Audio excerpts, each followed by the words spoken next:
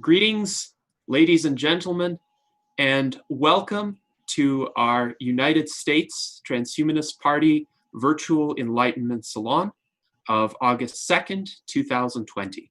My name is Gennady Stolyarov II. I am the chairman of the US Transhumanist Party, and we have a special panel with us today. Of course, we have many of our dedicated US Transhumanist Party officers, including Art Ramon Garcia, our Director of Visual Art, David Shoemaker, our Director of Applied Innovation, Dan Elton, our Director of Scholarship, John Karatz, our Director of Energy Issues. Then we have Tom Ross, who is our Director of Sentient Rights Advocacy. He also happens to be one of the guests for our panel because he is the President and Chief Executive Officer of TAFFD, the Transdisciplinary Agora, for future discussions. And with him are two of his colleagues at TAFFD, Dr. Edward Hudgins, who is the Chief Operating Officer, and Correy Kowall, who is the Chief Artificial Intelligence Officer. So welcome to all of our guests. Today, we are looking forward to a stimulating discussion about an allied organization of ours, which has collaborated extensively with the USTP over the past year. And many of us have been happy to participate in events hosted by TAFFD. So we have been watching recent developments at that organization with great interest. And of course, when Tom Ross was appointed as president and CEO, the thought came into my mind almost immediately thereafter that we need to have this kind of conversation about TAFFD and his vision for TAFFD, because this really portends some great things for the future of that organization. So Tom, let's start with you.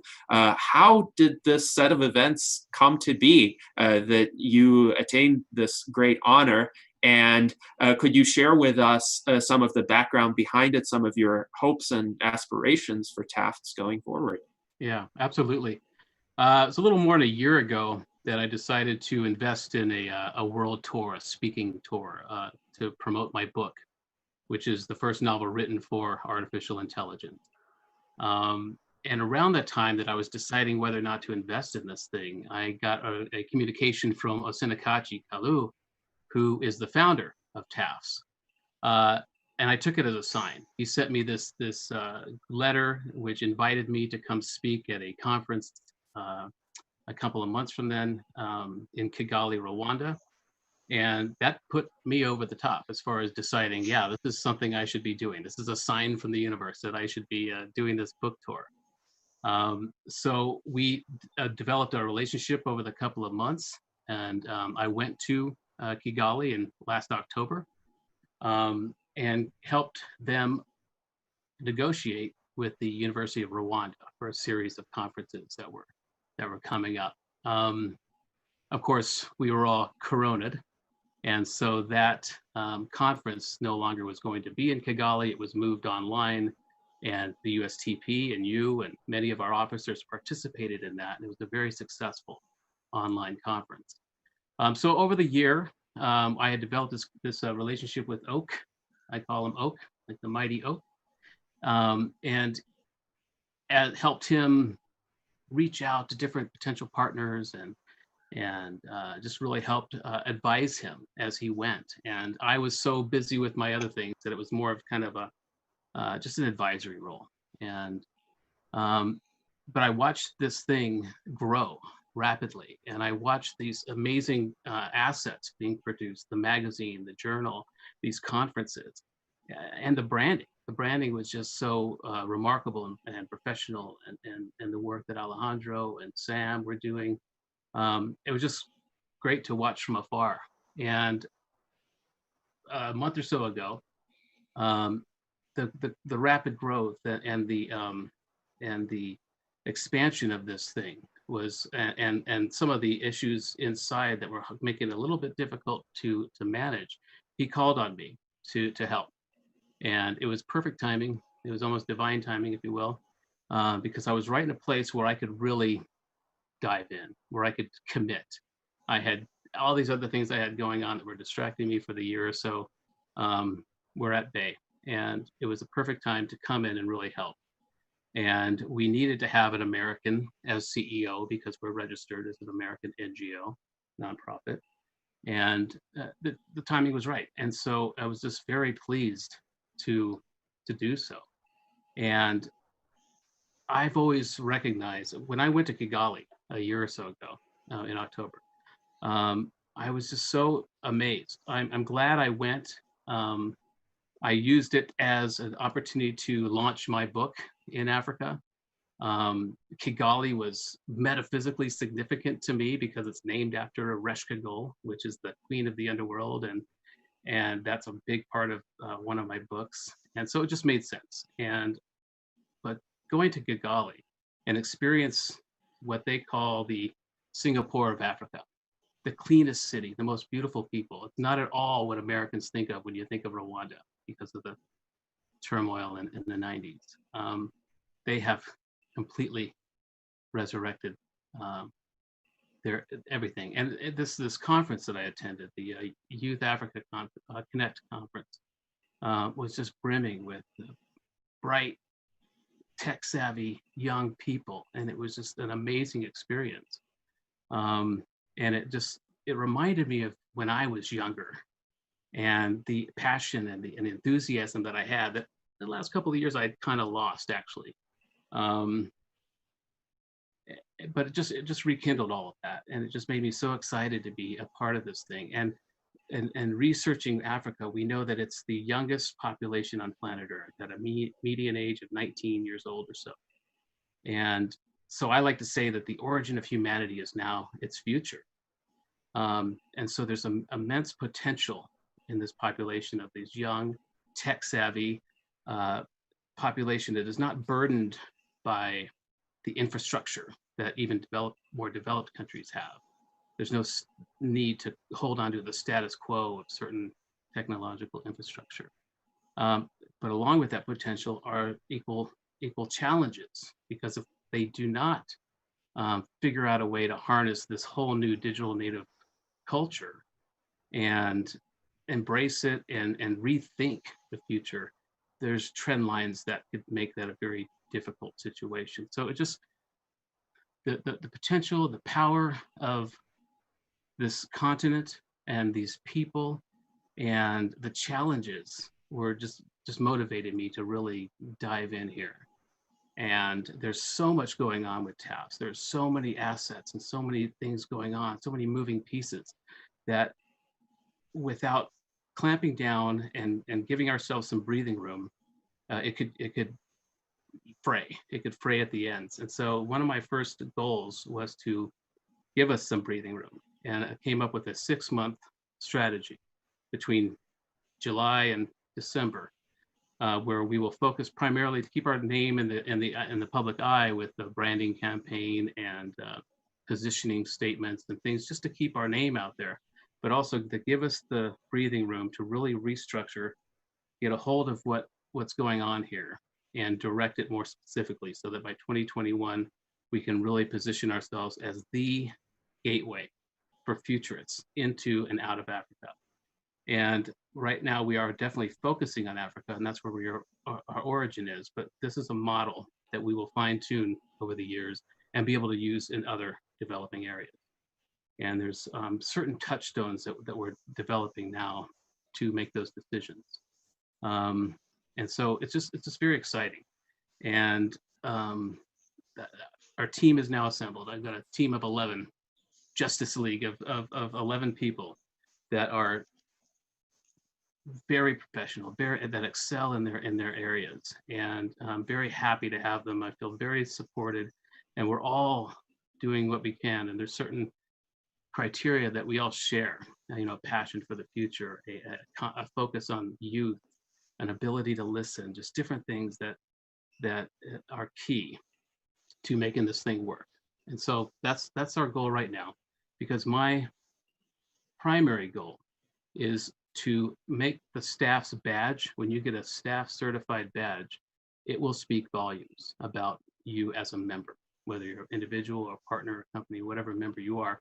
It's the model I can think of is the Better Business Bureau here in America. If you have a Better Business Bureau badge, or if you're a member, it speaks volumes. It says that you've met certain criteria. And so my goal is to make that TAFFD certified badge mean something very, very important, because there's a lot of opportunity in Africa, and a lot of people take advantage of that as well. And so there's no brand that comes to mind right away when I think, oh, I want to do a project in Africa, or I've heard from somebody in Africa who wants to do a project with me. I want TAFFD to be the first place they go, to look in the directory and see if this person is listed. Of course, we won't get all the names, but we will build that over time.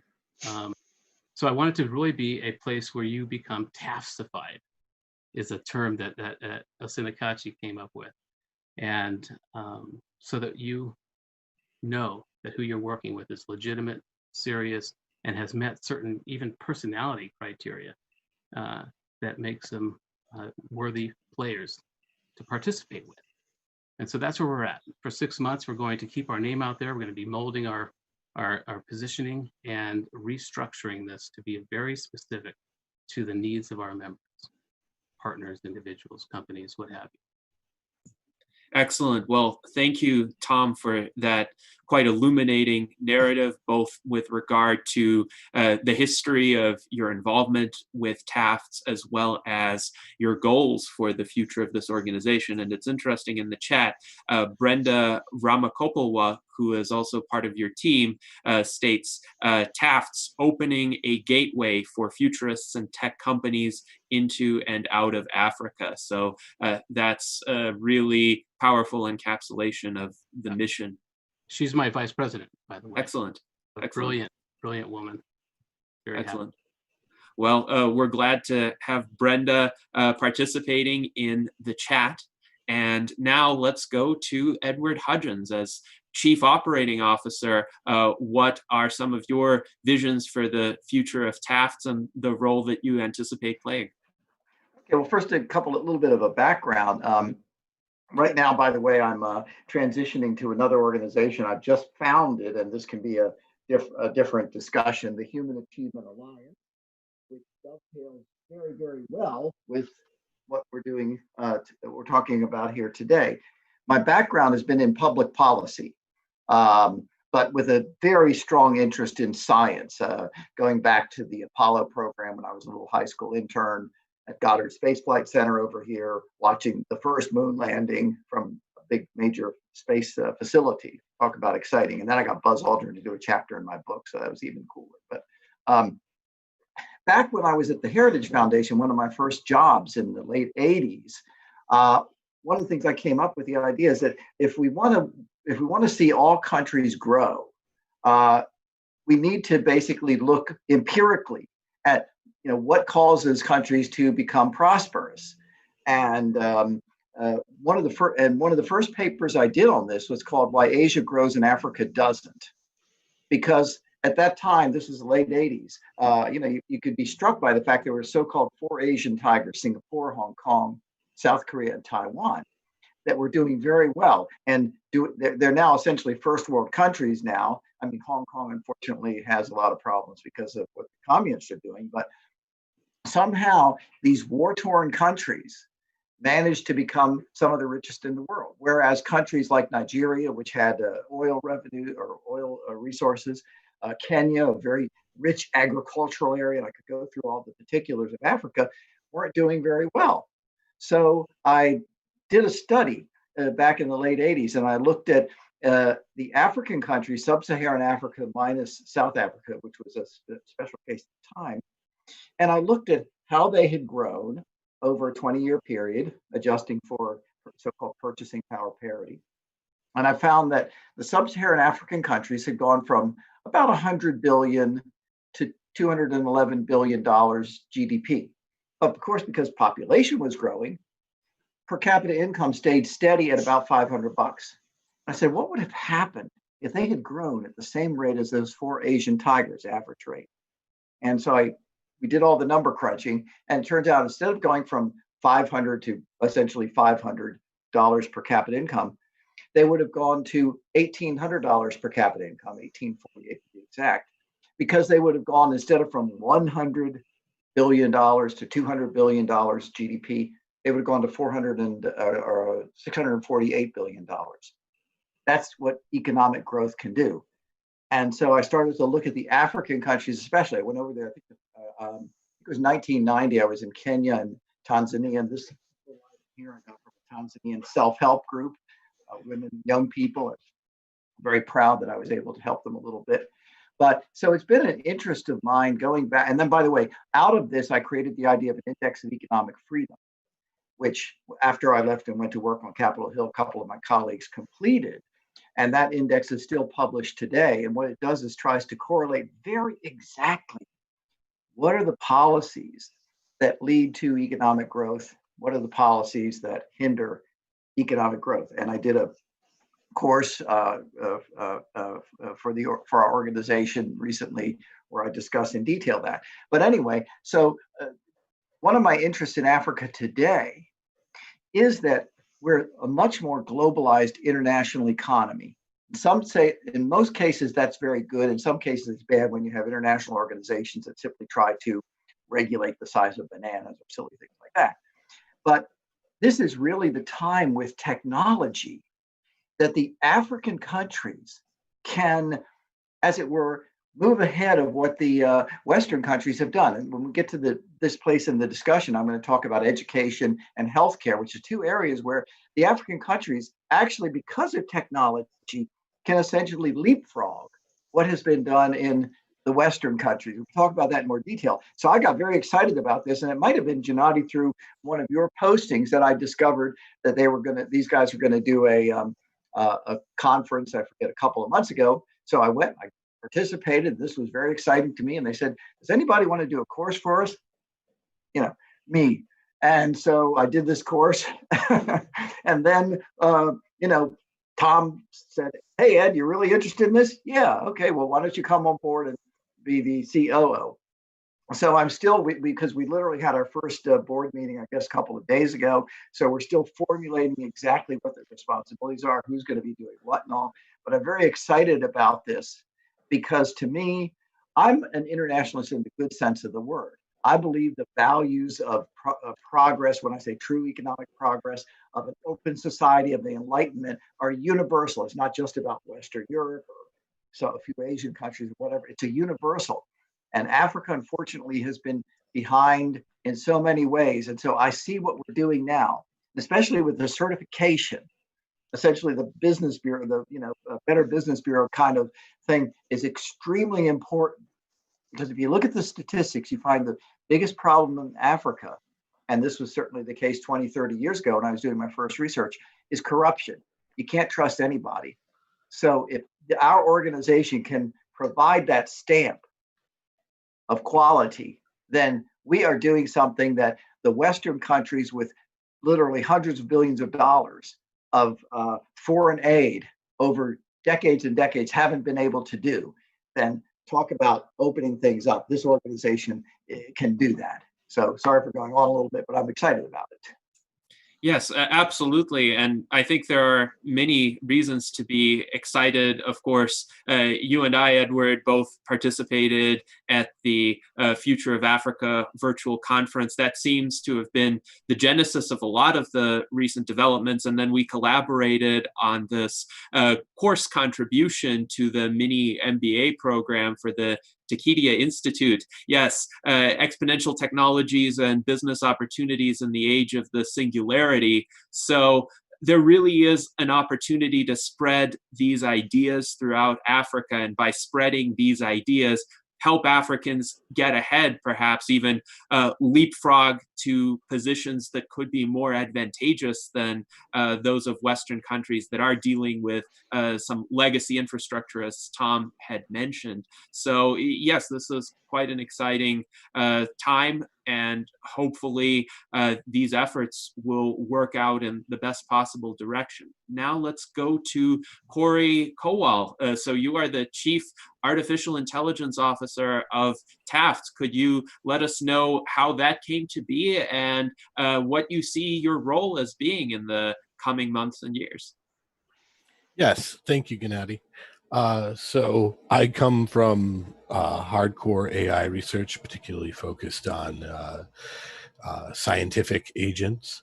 And a couple of months ago, Tom asked me to consult on some of the sort of technical details behind his book, the US6 series, or series of books. And I believe that some interaction we had through Facebook led him to believe that I might have a different take on that subject than some other people might be exposed to. So I wrote him a little, cursory description of my understanding of the implications of AGI and put some of his fears at bay, I think. And so when he came over to Taft's, he was familiar with some of the background work that I've done. I've worked with self-replicating systems in the context of both physical manufacturing plants and also agents situated in artificial environments, simulated artificial environments. And so I think that the applicability of those sorts of things on the domain of developing nations is very important, especially as we've reached a point in history where developing nations in Africa have an opportunity to salvage some of the cultural diversity, which has been, waning forever. The number of spoken languages decreases every year. And of course, I believe I come from the school of thinking that, from genetic algorithms in our discipline, we recognize that biodiversity has strong potential in dealing with lateral stresses. And so I believe the same thing is true of cultural identity and diversity. And so whereas a lot of the apparatus associated with computing machinery is become focused on capturing spoken and visual scenes, and this is perfect to capture some of the cultural accoutrement that are still present in Africa. And this, I believe, is critical because in the future, I believe that the economy of the earth in the face of almost ubiquitous AI will become decentralized, and the application of local know-how in creating sustainable lifestyles is going to be critical to the people in Africa and the rest of the world, but more so Africa, in sort of keeping one foot in the sustainable past and putting another foot into a prosperous future. And so the forming a reservoir of this sort of local understanding is one of the things that I'd like to bring to Taft's in the future. Tom has spoken already about the integration of badges to certify aptitude or recognition as in futurist domains. As Taft's moves forward, I'd like to take that model and start to apply it to certifying non-academics, individuals at a sort of peer-to-peer level, so that they can recognize each other amongst the myriad voices we have to select from, and be able to understand that Taft's has already put them in a either put them or recognize that they were already in a position to know something about something else, and hopefully the future.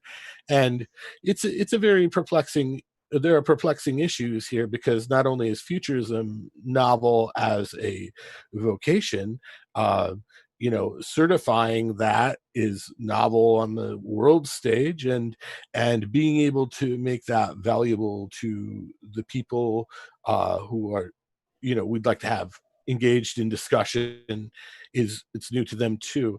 And so I have some side projects that are related to the intents of TAFFDs, one of which is unlabeled, but includes the use of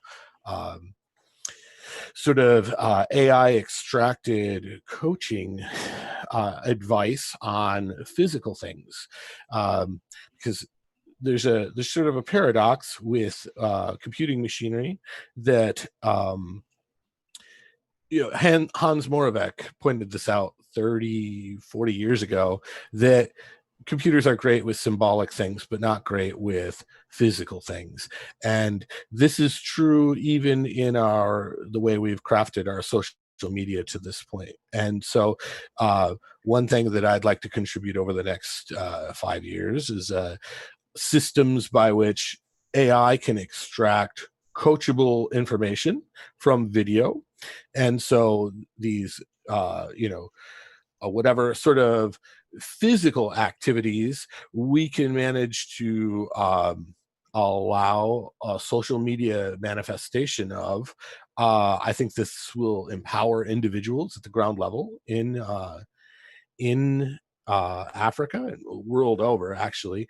But it's interesting in the context of Africa, because some of the things that we would hope to capture would be, ancient traditional sorts of activities, like how do you harvest a certain type of fruit from a certain type of tree, or how do you install a culvert under a road to prevent erosion, or these specifics can be coached, hopefully in a handheld device.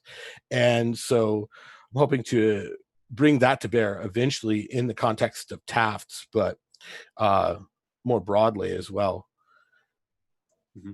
Thank you very much, Correy, for that overview. And certainly these are many innovative and creative applications of artificial intelligence, both from a general perspective as well as for improving life in Africa and improving the spread of certain African ideas, cultural influences to the rest of the world. I am fascinated by your comments regarding linguistic diversity and how AI might preserve that more readily. Also, there would be concepts in certain languages that might not have counterparts in other languages, and yet AI might be able to internalize those concepts and then apply them and give them broader relevance, broader appreciation in the rest of the world.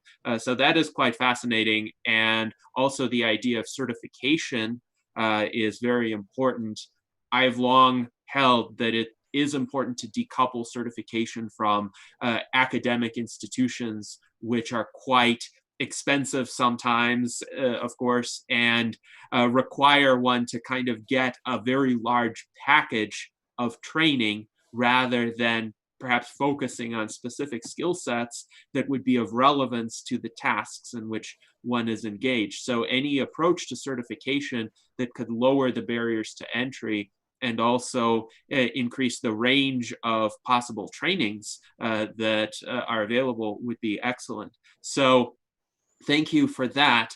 And now with these introductions, we have had quite a few questions from our audience. I wanted to highlight a few. So we already addressed a bit of this, but Zach Richardson asked, what is the stated purpose of TAFFDs? Is it specifically related to Africa? And I'd be interested to hear the TAFFDs officers' perspectives on this. My understanding is TAFFDs is about building international connections among thinkers in Africa, but also thinkers outside of Africa who could help Africans with these development goals and becoming leaders in the realm of futurism, technology, human progress in general. But what are your thoughts, Tom?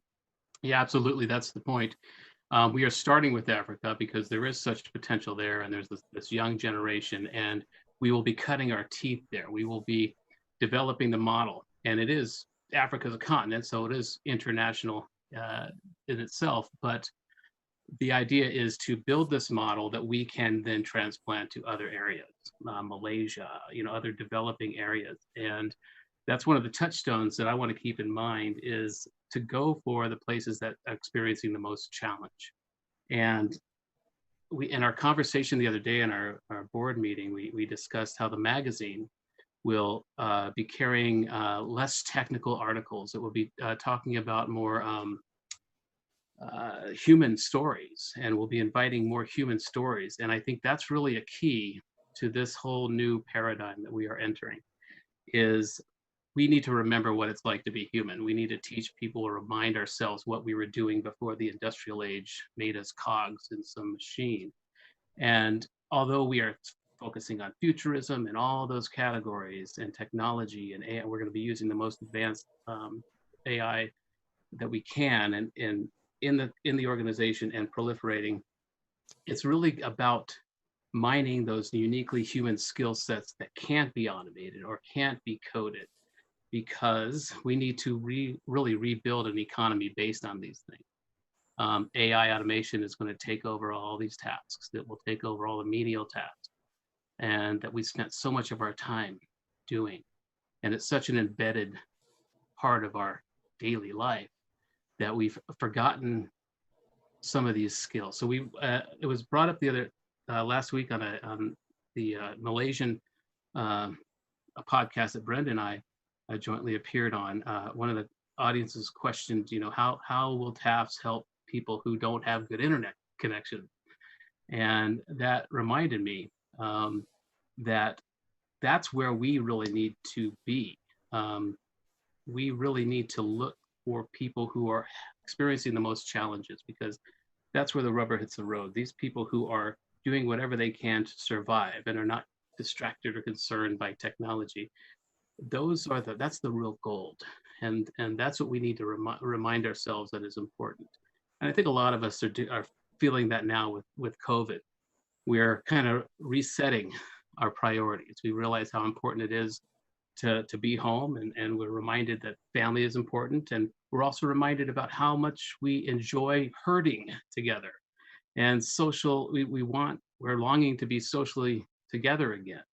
And so it's kind of resetting a lot of these human qualities, and that's one of the touchstones that we'll be developing, is focusing on human qualities, human skill sets that have nothing to do with internet connection or algorithms. And because that's what's really important. So yeah, what we will learn in Africa, we will transplant to other areas. And it's just the perfect place to start, because of the youth there, and the potential and the challenges to fine tune what this model will be. But we will not be only focused on Africa. If other opportunities pop up, we will be open to anything. And whatever we learn, we will share with our membership. So that's why I'm trying to keep the strategy as simple as possible. Focus on the certification process, and just being open for the next 6 months to evolve this thing to where the needs are. Excellent. Well, that is definitely a great vision. It could help bind together a lot of the people throughout the world, and also enable an appreciation for the talents of individuals who might otherwise have been undiscovered. I often think about the vastness of the African continent, how many people inhabit it who have had these survival pressures, but who have had very ingenious responses to those survival pressures. And what could they do if they had a bit more technology? What could they do if they had a bit more access to the rest of the world? Certainly they have the motivation.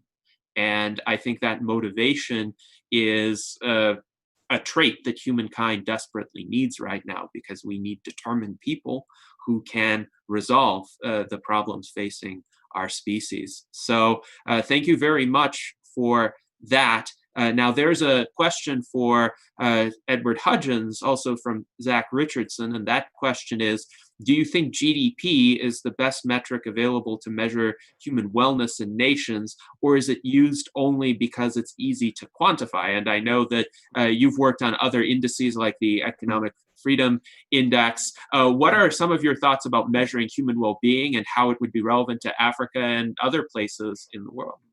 Right. This is a very important question. And by the way, I worked on two indexes, actually. The Index of Economic Freedom was actually my idea at the Heritage Foundation. And then there's an Economic Freedom of the World Index, which was another group using a different methodology centered around, I worked personally with Milton Friedman and some other folks on that one. And they had a different methodology. But in both cases, first of all, what we were measuring is economic freedom using 10 or 12 indicators. And you can look at them, they're all online. And so you can say, well, this country is doing really well here, here, and here, but oh my gosh, they're doing terrible in this other area. And then you can correlate it over time. And you can see how, for example, what happened in Eastern Europe after the Soviet Union collapsed. And you can look at the countries, you can say, the Czech Republic and Estonia did this at this time. And then let's look at what happened 2 years, 5 years, 10 years, so forth out.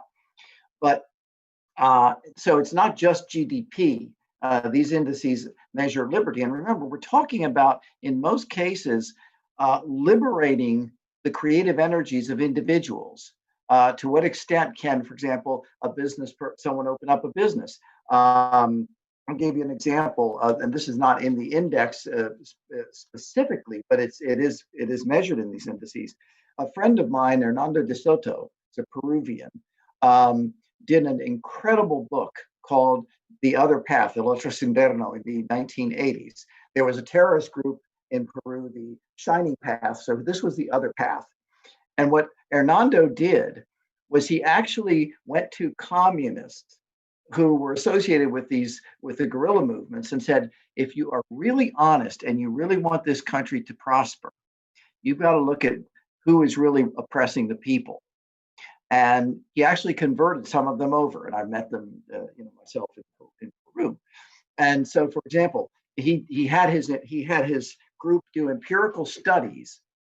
For example, to set up a business with 2 sewing machines, that's it, 2 sewing machines, and to do it legally in the late 80s and early 90s in Peru would take 289 days. And that was if you only paid bribes when the process stopped. Now, you could get a license probably in a week if you just paid enough bribes. But if you're a poor Peruvian, forget about it.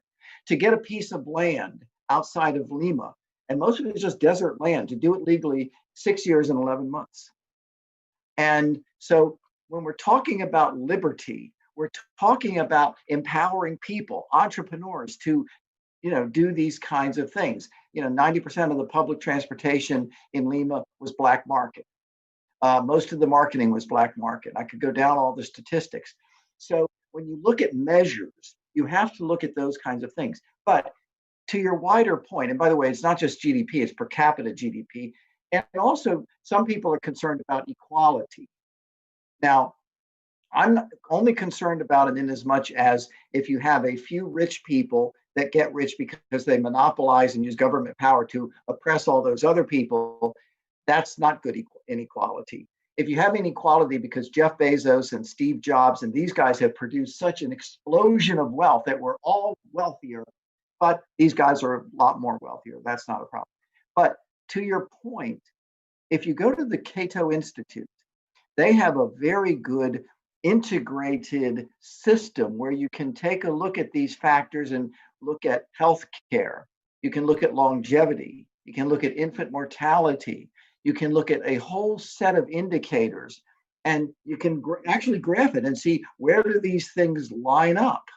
And so I would suggest you go to the Cato Institute's website as well. So, you do GDP per capita is a very important measure, but you also have to look at these other measures as well. And again, by the way, I'm just going to hold this up to the screen, but you can get this on pretty much any other place. If you look at the correlation between economic liberty and prosperity, it's an extremely strong correlation. And so, dropping all my papers on the floor. Anyway, but it's a very good measure. And what I urge people to do, you're asking exactly the right question. I don't want to just spout off and say, I'm a good libertarian. I like people to be free. Well, that's all wonderful and so forth. But I want to look at what works. And I look at the problems of Africa. And for example, in three of the most crucial areas, and that is government integrity, an independent judiciary that can, and property rights protection, the African countries are abysmal. That's why their per capita income is only about $4,000 or $5,000. Okay, so that's one of the things that our organization can help do with this Better Business Bureau certification, so to speak. Is because when some people think about Nigeria, what do they think about? They think about scammers going online trying to say, we'll give you $2 million if you do the following, right? That holds back, obviously, the whole country. And so what we're trying to do is say, here is something that you don't have to rely on government. You can rely on a private organization that says, these folks are honest business people. These folks are competent. They've gone through a training system and so forth. That certification really, really is crucial. Yes, indeed. And I think you made some extremely important points. It's noteworthy that the black market activity that exists and is rampant in countries with restrictive legal regimes is a sign of great human ingenuity. People try to find ways around the barriers. However, the compromises they have to make to do that can sometimes lead to suboptimal outcomes or lead them to struggle to a far greater extent than they need to in a freer society, in a society where the rules are more transparent and the system is more accessible. So hopefully the TAFFD's certification is going to enable people to see which of the actors are transparent in that society. Right. By the way, I'd add one other thing is that those who get that certification, they're going to, over time, be the exemplars. They're going to be the leaders. They're going to be the people that the other citizens look up to and say, wow, you know what? We can prosper without being the brother-in-law of the minister of whoever, who basically gets the kickbacks and the graft and so forth. We can prosper in another way because we've got these exemplars. And so it's something that over time can build and create a less, as it were, more honest political culture. Yes, indeed. Can I ask a quick question since Ed brought up property rights? Yes. Traditionally, contracts and agreements on property exchange and such have been handled by governments, but we know the governments are not very competent and they're corrupt. So there's been some discussion of maybe blockchain could help with that. I was wondering if you had any thoughts on that, or maybe, how are you going to do that? Sorry. Yeah, absolutely. And maybe Correy or some of the more technical people can talk about it. I understand it, but maybe I'm not as good at communicating. But I think you're absolutely right in terms of these alternatives that can get around some of the problems. By the way, I just want to mention. And providing the other thing with blockchain, just real quick, is for those who haven't heard this, I'm sure a lot of this is people know, but it can provide banking services, which obviously are missing in reliable, trustworthy banking services. Yeah, no, absolutely right. And by the way, speaking of banking services, one of the breakthroughs, and a guy actually won the Nobel Prize for this, Muhammad Yunus, who I met sometime when I was working on the economic freedom issues. One of the things he kind of pioneered was the idea of microloans. And that's basically where, you have a village or a small group, and most people know each other. So I can loan money to you. And there's kind of a social impetus that you're going to have to pay it back because your reputation is, is important, and your fellows are going to see that you didn't pay it back and so forth. And it's a very successful little model that he came up with. But in an age of technology, you're suggesting even better. By the way, in Peru, they had self-defense organizations. What they had was they had organized invasions of government land. And I've visited these places. These are huge areas outside of Lima. Most of it's desert land. It's not, anything really of otherwise commercial value. and they'd have organized invasions of the land. They usually do it on a holiday because they knew the military wasn't going to probably come in anyway. And they would set up little mats and it would say, this is number 417. This is my lot. This is 418 and so forth. And they had self-defense forces, private self-defense forces that would make sure that if yours is 417, no one's going to come and, take your property. And what you do is you walk through these settlements, and it's fascinating because in some cases you just have little straw huts. In other cases you have sort of, okay, they've done some bricks and a few, wood things. And then you have actual houses made of bricks with tile roofs and garages. And it's all mixed together and it's all technically illegal.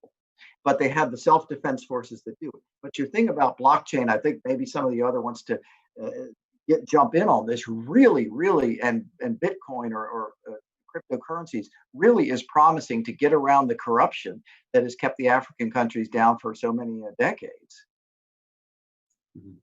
Yes, indeed. And we've had a lot of questions on some of these technological possibilities, several questions on artificial intelligence, for example, that I will address to Correy, and I will kind of group those questions together. So Mike the God Killer asks, who has the better AGIs right now for nations, Japan or the USA, anybody in the EU? And my understanding is nobody has an artificial general intelligence, but perhaps we could interpret that question as referring to AI systems in general. And I will add to that, where could there be some potential for African countries or any unique advantages that African countries would have? And another question from TJ Wass is whether TAFFD has worked with the Future of Life Institute founded by Max Tegmark, Stephen Hawking, and Elon Musk. This is an institution that discusses artificial intelligence potentials as well as some possible risks involved with it and prudent development of AI. So Correy, any thoughts on that? Any national distinctions among progress initiatives in AI, as well as any thoughts about the Future of Life Institute? Well, the efficacy of systems to adapt to a broad set of problems is sort of currently being measured with things like the OpenAI Gym and a variety of sort of composite measures, and generally on electronic domains. And so typically those don't include domains like robotics. So we don't really have access to what Hans Moravec would have told us is the harder of the two domains to cope with anyway. So as far as real life is concerned, like AGI at this point really doesn't typically get tested in a corporeal way. As far as Future of Life Institute is concerned, my understanding is that they have suffered an impression about the implications of AGI that really is predicated on a premise that comes from a fear of a type of narrow AI, which can be quite effective in a very damaging way if instructed to do so by, or put in a role to do so by a human. And that it's my belief, my understanding, and I've written a cursory proof to this end that that the broader the type of intelligence, that the increased applicability of things like transfer learning or cross correlation across domains leads to a realization of the utility of cooperation. So once you have something that is truly an artificial general intelligence, that the dangers drop precipitously, because anything that can reason broadly or can extract the concept of reasoning is also going to be able to reason about game theoretic conclusions that we're probably all familiar with, where cooperation typically outpaces other modalities of interaction. And so the I'm going to tip my hand right here and just tell you that Future of Life Institute and various other organizations tend to have a reactionary sort of stance with respect to these things. And part of the reason why I came on board at TAFFD is that the population of Africa is perhaps fortuitously unaffected by the use of AI as a demon in popular fiction. And I think that this is since the time of Mary Shelley. We have depicted the other intelligence as a danger because it's a useful literary device, but I don't think that it corresponds to what we've come to understand about the development of cultures and individuals in the context of a culture. So typically you will see this that the more astute a person is, the less likely they are to harm you in a direct way. They're more likely to do something subversive and perhaps that they've ignored the consequence, externalized or something. But typically the smarter something is, the more likely it is to cooperate. And so part of the appeal of TAFFD to me is that we are going to have an opportunity to communicate to a great number of people this sort of more neutral stance on the apocalyptic prognosis that groups like FLI seem to put forward. So if we have some people that we don't have to desensitize to these issues, they will perhaps be more bountiful with their productivity on that domain because they're not afraid of it. They go into it with the premise that this can be an advantage. And I've always viewed TAFFD as being something that will initially be sort of top-down managing certifications, and eventually we will be able to start routing the proceeds of those interactions back into the mainstream academia and avenues in the Western world, bringing people who've come up through our system back into the fold, producing the broader corpus of AGI understanding. It would be fantastic if we could manifest a generation of African innovators that are contributing to this. We would have done what I would hope that TAFFD could achieve, but not necessarily would expect. Correy, I wanted Correy, to say, FYI, I just posted an interview I did with Peter Voss, who of course is one of the AGI pioneers in the chat room. So anyone's interested in listening to him. Yeah, some of you may remember I brought this up in a previous Enlightenment Salon. I forget which one it was, but I think it was the one we did with Newton Lee, which is that people should look up this idea of the orthogonality thesis, because that is a fairly convincing argument from Nick Bostrom that the ethics of a AI system can be completely independent of its intelligence. So I don't buy into the type of argument that Correy presented, and I do think we have to worry about AI. Just as humans can be very ethical, there's very smart humans that have been very unethical. I believe the same is true with AI, and I believe that these, the paperclip maximizer trope is a little bit hackneyed and people are tired of hearing about it, but I think that is still a valid concern. However, I do also think that we have to be careful not to make people afraid of AI, especially when we're trying to bring in, say, medical AI,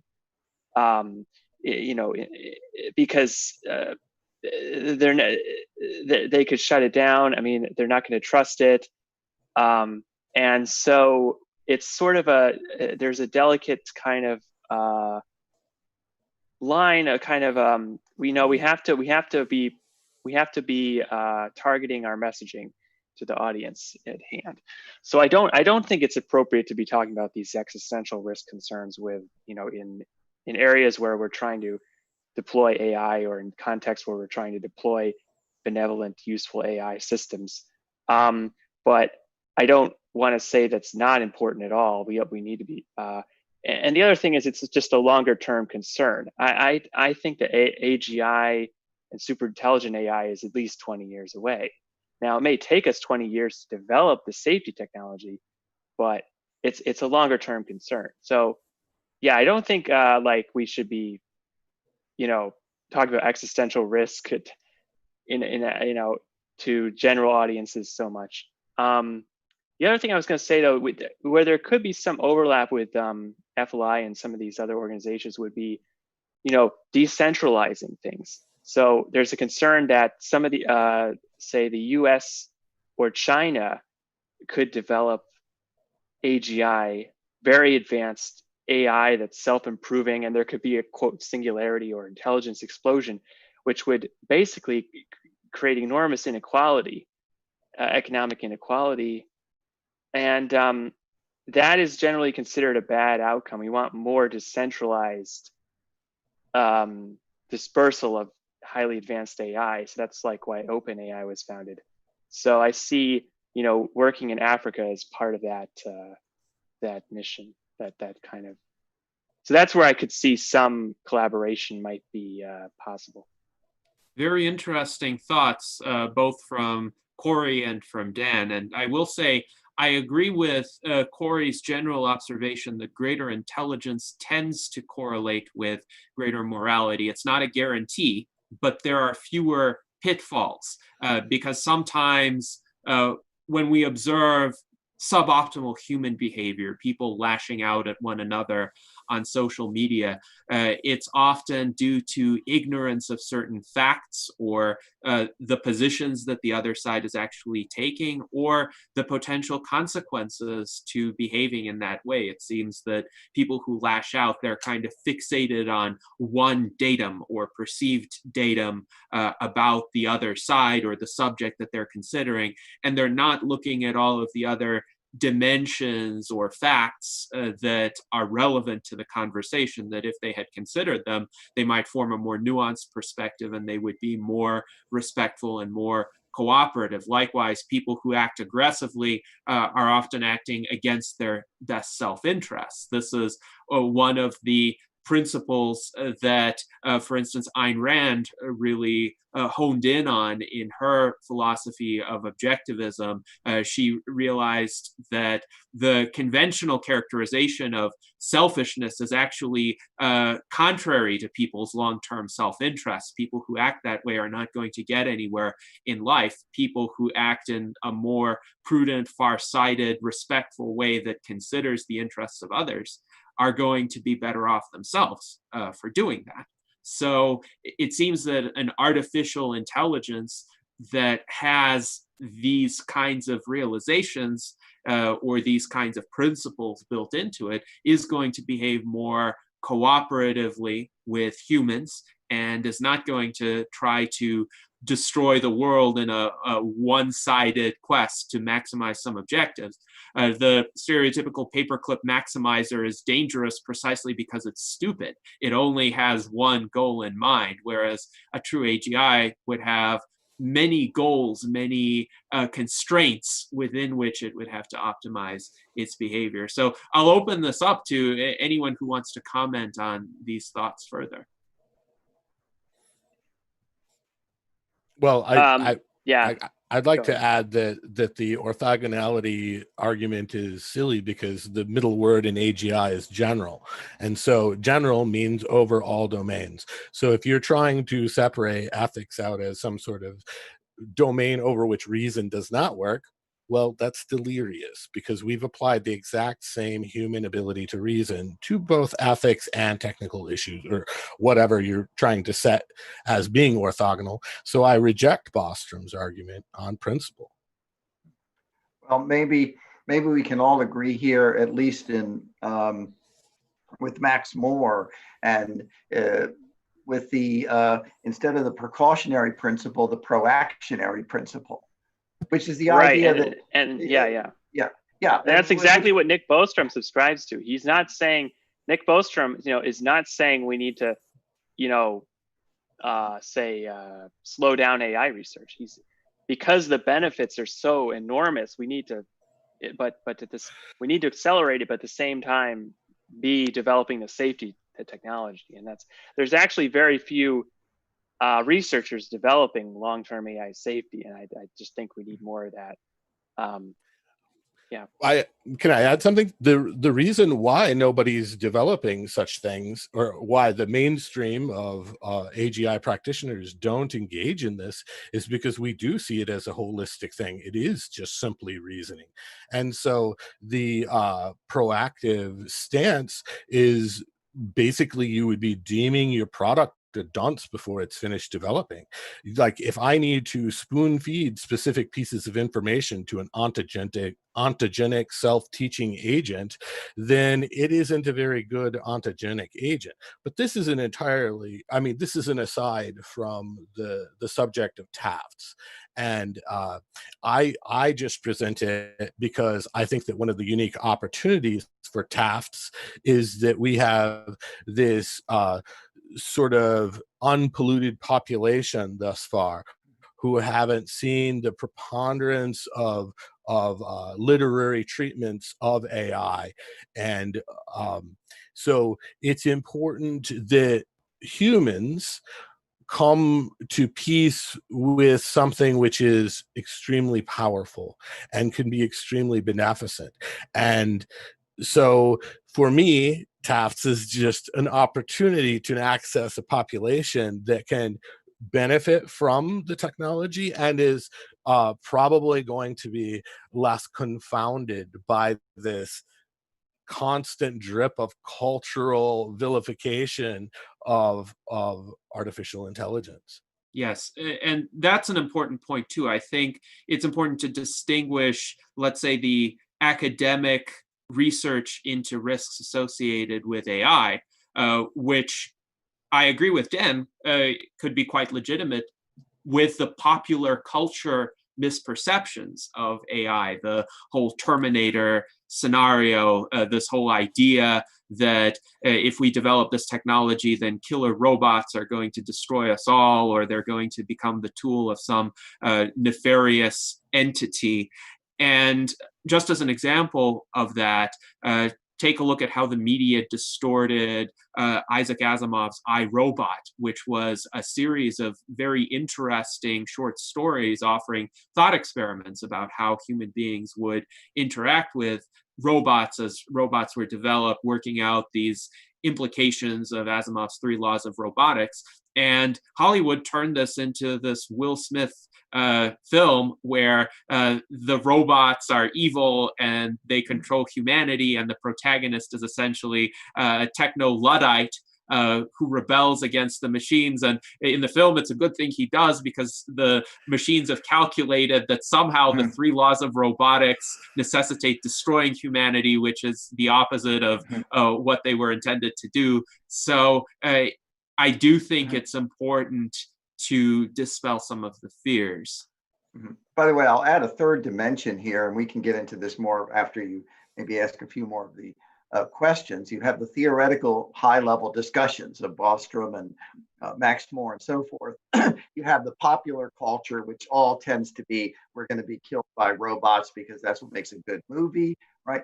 And then we have the practical applications of AI, general AI, and so forth. And, we can get into that maybe a little bit later. I was going to put some of that discussion in healthcare and in a few of and education, 2 of the areas I'm very interested in. So you got the practical applications. That's probably what our focus should be on for this discussion, right. Really. Yeah. That kind of.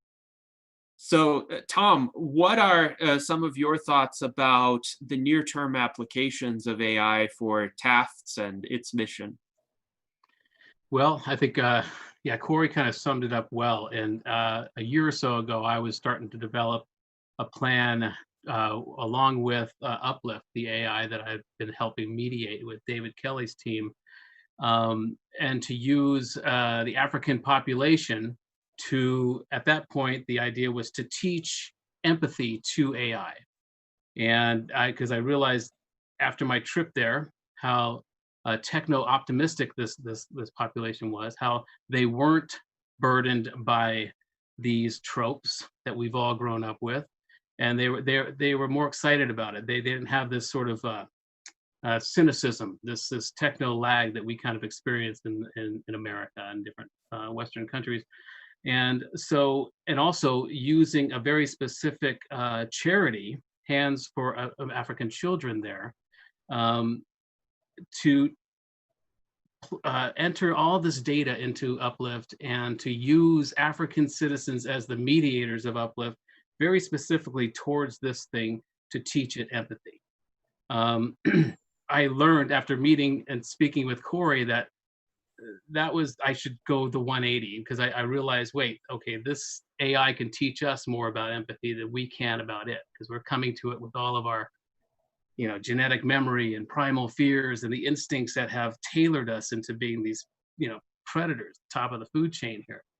And I think that's one of the things, and again, I'm an interloper in the AI world. I am not a scientist. I am a science fiction writer at best.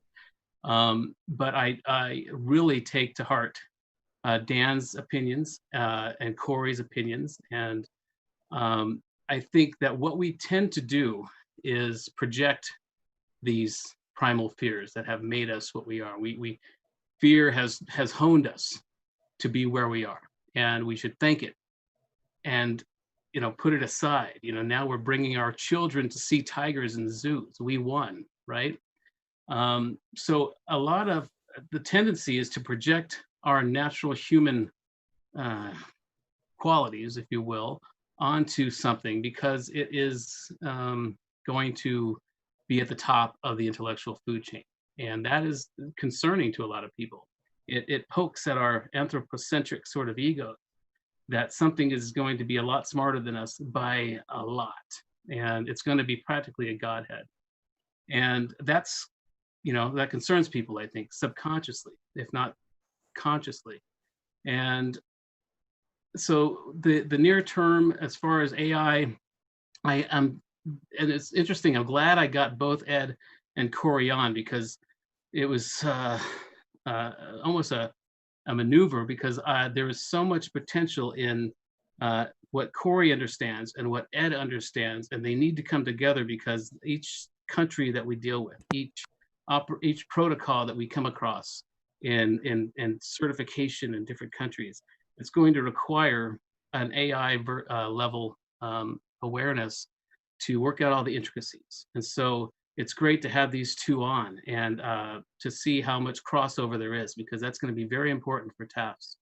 And as a near term operationally, that's my focus, is to get a handle on and being agile enough for each country to come in, consume the protocols and all the corruption and all the different machinations in each country to work through and to help their citizens who will be our members, and to really be agile enough and to have the qualia of data enough to make good choices for our members. And so that's the near-term operational focus, is to develop these systems over the next 6 months to be able to do this. But near term outside of the operation is I'm going to rely a lot on Correy he sees this thing in a way that I can't. And that's the best thing about this team, is everyone's got their very specific expertise. And I am just doing my part to keep it all in one place. But there's so much opportunity, and there's so many ways to proliferate these very simple tools, and that can help people very specifically. And again, that's another reason why I want to focus more on human skill set and facilitate those things, because people who are in the most challenging areas are using those most relevant human skill set, and that will help all developing countries that we go into. This is an NGO. This is a a nonprofit. It has a humanitarian core principle to it in helping people. We are focusing on futurists, but that doesn't mean only technologically advanced people, or it will include all those, of course. But the TAFFD certification, there are people in Africa right now that we have many stories already of amazing inventors, people working with AI already, and who are inventing things just to handle basic resources in their villages. And they don't have the degree, or they don't have the PhD, and there's no path to them to be taken seriously in an academic way. But if you have a TAFFD certification, it means you have met certain criteria. That means you are a very specialized expert in some area. And that's what we want to be able to offer members. People who don't have the degree and don't have the very specific credentials necessary that most Western companies and groups would require. But you will know that this person is serious, they're legitimate, they have a vision, and they need to be listened to. And so and all of that ties into how we're going to use AI and how we're going to mesh it with the certification process. Excellent. By the way, yeah, just to add something real quick here, because what you say is very important. One of the trends you've seen in the West, in the United States, certainly, is we have, and this is what I wrote about this in the course that I gave, and Janati, you did your own as well, is that we have an education system in the West that's basically an assembly line system from the 19th century. Okay. And at 9 o'clock, you go down the assembly line, they pour math in your head. 10 o'clock, you go and they pour, writing in your head. And 11 o'clock is another. And, 100, 200 years ago, this was a good system to quickly get people with enough basic education in the society that they were able to get jobs, they were able to function, and it was a boon. And of course, we understand, all of us, that the human mind is the source of all value, of all the fact that we're doing this right now, whether it's creating food or doing whatever. That was a good model, but it's not how kids really learn. We know that. We know kids are individuals. They learn as individuals. I have two of them running around right now. One of them is 1 minute older than the other. And I can tell you that they're very different, even though they spent 9 months together, so to speak, okay? And she's different too.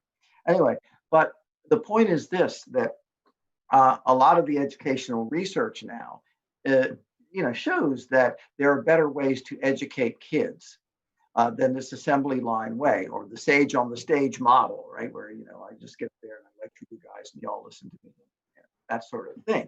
The Montessori method has been around for about 100 years, and they're good practitioners. I would encourage everybody to read The Habit of Thought by my friend Michael Strong here. But what's interesting from a practical perspective is here in the United States now, many of the biggest companies are saying, you don't need a 4-year college education. You don't need to basically get a government-backed loan so you can basically get drunk and laid for 4 years and then have a degree that's not very useful. We want people with specific skills. And even more interesting is the notion that in a technological society, in a society of exponential technology, in the future, the ability to think and problem solve and to have this more generic way of thinking is going to be more important than I can code in this language. And so I think from an education point of view, understanding how the education system needs to change in light of exponential technology means that the African countries, as they think about education change and reform, can say we don't have to simply model it after what the West does and got a big buildings and this and that and the other. They can think of new ways to do it, and they don't have a lot of the legacy that we have in this country. So I'm very excited about that aspect as well.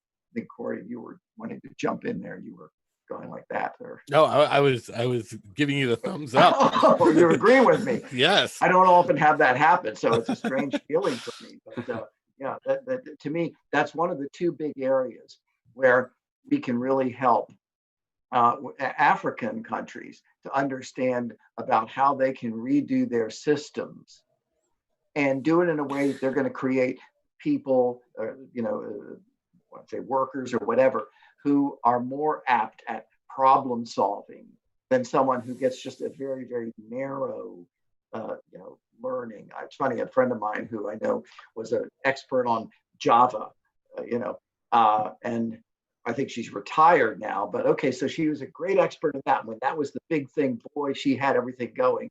And then when that evaporated, well, got to retrain, right? So anyway, it's a very interesting area, but again, I think that's where we can do something, in Africa that's going to leapfrog maybe what has been done in the West. I'd like to add something. I think that what TAFFD is doing right now, at this point, we're sort of gathering specifics for each one of the African countries that we're trying to be involved in to develop these certification criteria. I think that this is isomorphic to a problem which has beset individuals on the ground level in Africa forever, which is the credibility that you have peer-to-peer.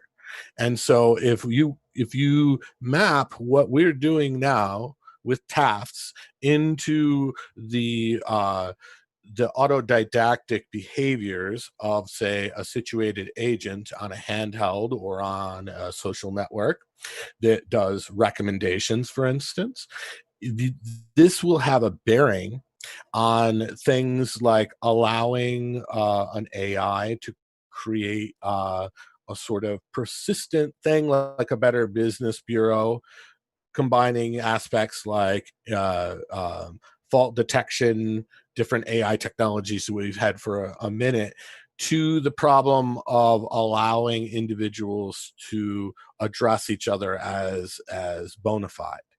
And that, when we can, once we've done it in real life on our domain, we might seriously think about figuring out how to do that broadly.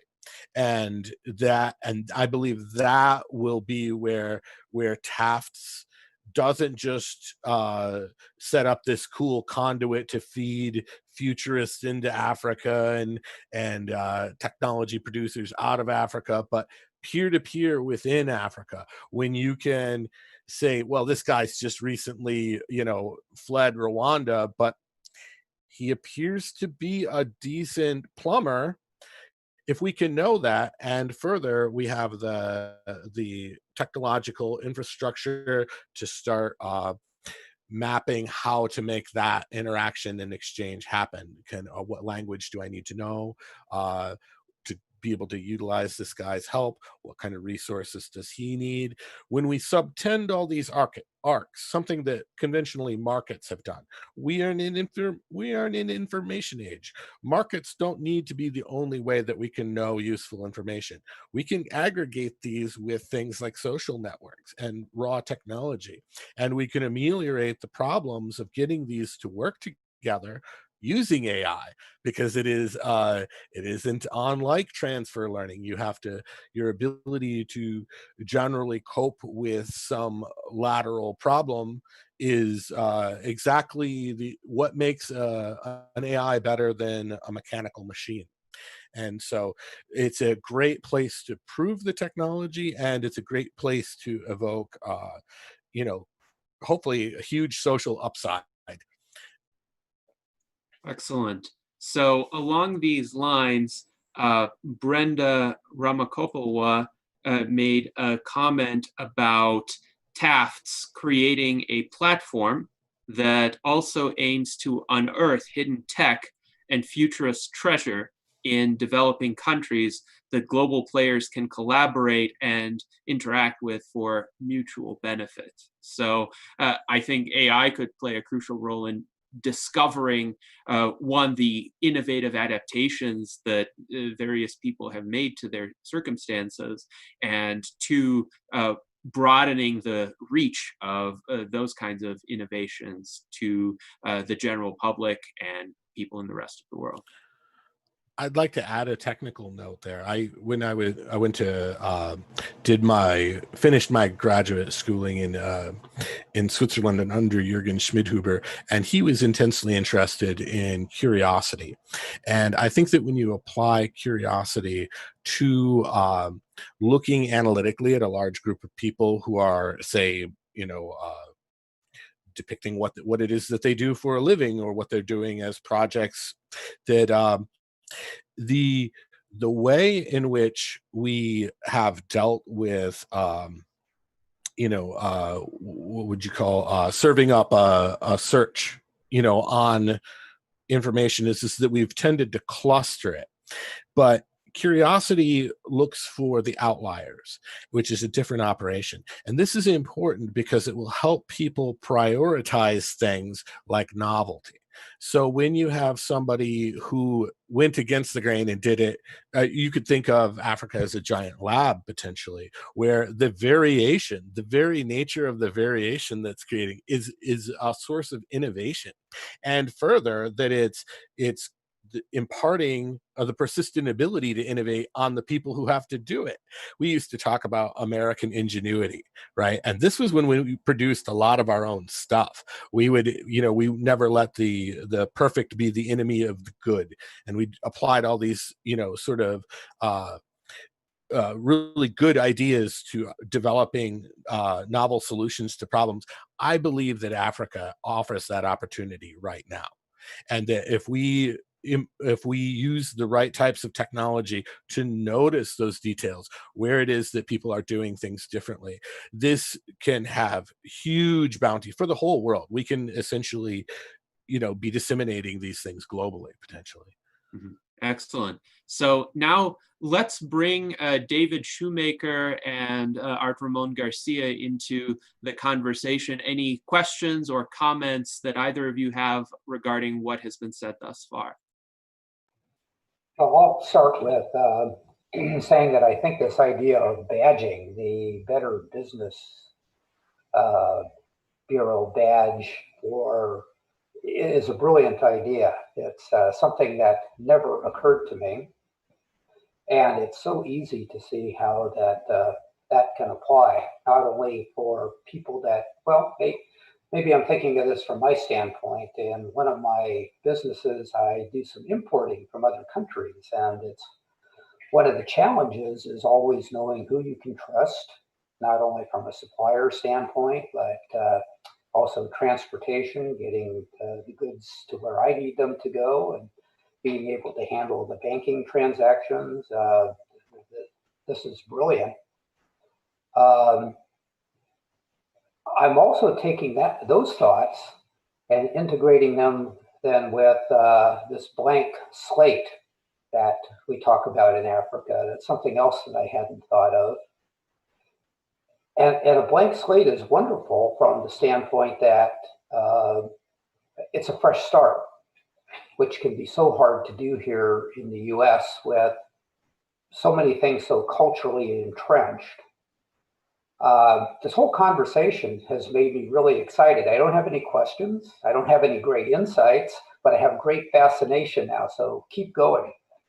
Excellent. Well, thank you, David. And we shall keep going. Art Ramon, any thoughts or questions from you?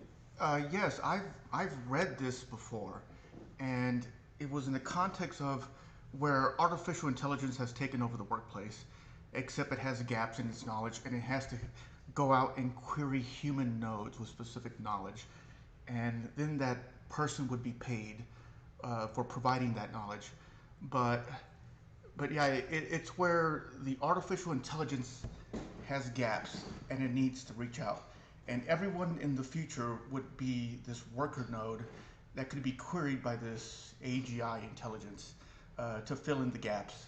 And this would be the future of work, is that you are a little worker node in this big brain AGI, and you're just part of it where it cannot solve a specific problem.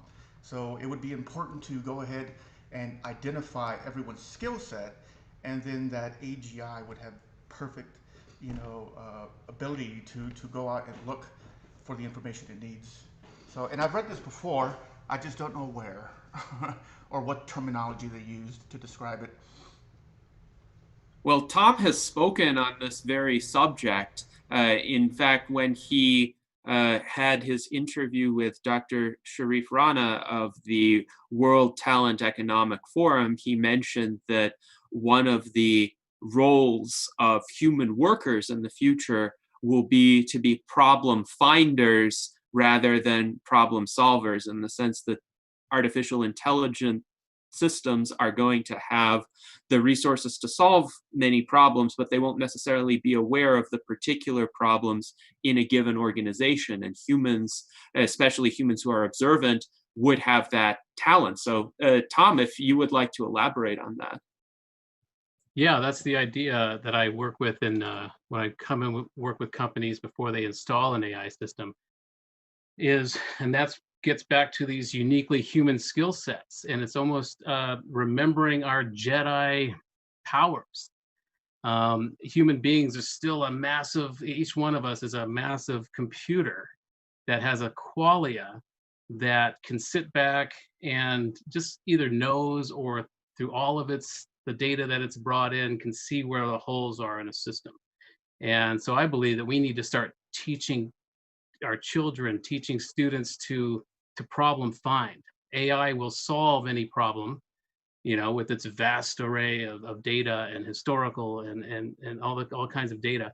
And I think I made the point on that show that shows like House MD was very popular here a few years ago. His type of doctor would be obsolete eventually. That you can just put all these symptoms and into an AI, and it will diagnose what is the issue with this problem. But there still may need to be a human who looks at the results of all that data and that diagnosis, and may have spidey sense, or may have some sort of Jedi awareness that something's off. And I think that is the kind of intuition, the kind of human skill set that we can really focus in on. You talk about things like psychics and clairvoyance and all of this, and there's a lot of charlatans in that field. But I think it's really just it's tapping into a qualia of a human experience that we just don't measure yet. And so the idea being that to teach our kids to be problem finders, because the solving part will be taken care of. And an AI will eventually, a general AI will be able to have curiosity enough to find these things itself. But even looking at things like AlphaGo, and the analysis of how it won that game. And it was using a kind of an intuition. It was using something that just didn't make sense and was hard to track, because you couldn't really find out how it was making that, because it would require making a copy of an infinite possibilities. Anyway, but the point being that that's one of the things that we need to really return to, is these sort of human skill sets that allow us to take in and analyze a whole system and find the holes, find the problems, and I think it's just a thing that we haven't measured yet, that we will be able to if we focus on it. Yes, indeed. Well, this is quite a fascinating area of discussion. And I just want to say, just to reiterate that point, the AI somewhat counterintuitively can increase the amount of human connection that you receive during care. Because in the U.S. here we have a big shortage of doctors, and I imagine it's even worse in Africa. But and AI could actually free them up. Right now, a lot of these things that doctors are doing, such as looking through CT scans and dealing with the medical records, which is a big mess. Electronic health records, unfortunately, have become extremely time-consuming to handle. But with better AI and technology, all that can be automated. So the doctor, essentially, instead of having to do all that, they have this sort of dashboard panel of AI tools, and they go through that, and then they have more time to spend with the patient to explain their situation, right, and provide that human touch. And so it's I guess it's a bit counterintuitive, but it really it can free up the doctors and also provide better care. Very interesting point. And indeed, AI will enable humans to specialize in what humans do best, while leaving to AI the areas of absolute or comparative advantage that AI would have. And that should improve the focus on human-centric activities like caregiving. So great remarks there. And Edward, you and I were on the panel regarding the future of free markets with robots and automation and artificial intelligence. This was at Freedom Fest in 2017. And we both made the points that there are certain types of jobs that are more resilient with the advent of AI that can't just readily be automated away. So what are some of your thoughts in that regard? Yeah. No, I mean, this is a very important point. By the way, there's a good book that came out, I think it was late last year, middle of last year, Robot Proof, Higher Education and Artificial Intelligence by Joseph Aoun. Anyway, it's a very interesting book. And one of the reasons is it talks about sort of the short and medium term, how to deal with the fact that, what is an incredible skill right now, and you really should learn it. 20 years from now, so an AI, a robot has taken it. And so what are some of the mechanisms we can develop? Right now we have in the United States unemployment insurance, where, the government takes a certain amount of your money, sticks it aside, and if you lose your job, they give you for a while. But decades back, people like me were working on ideas of allowing an account for retraining and lifelong learning. And now with artificial intelligence and robotics and all, suddenly people are saying, that's not such a bad idea of this. Who is it? Kai-Fu Lee's book, AI Superpowers, talks about this as well, if you guys are familiar with that particular book, looking at China and the United States and then what's going to be the future of work. And it's something that I'm very interested in, and I've written about it, and I'll be writing a lot more about it. About what you do in the future. By the way, I want to dispel one myth that I hear a lot of times, that in the future, there's going to be no place for humans. And it's simply not true. There's always going to be something for human beings to do. There's always going to be choices about research or about resource use. For example, let's say we have the most prosperous futurist society you can imagine. We're still going to have questions of, okay, should we terraform Mars first, or should we build a Dyson sphere? And so we've got some conflicts about how you use resources and what resources we're going to use for that. And so I think we're always going to have these kinds of questions and issues. But to me, one of the 3 or 4 main things I'm going to be doing more of in the future is looking at the disconnect in the United States, especially between the schooling system and especially higher education versus the needs of the market for skills. To be developing artificial intelligence, biohacking.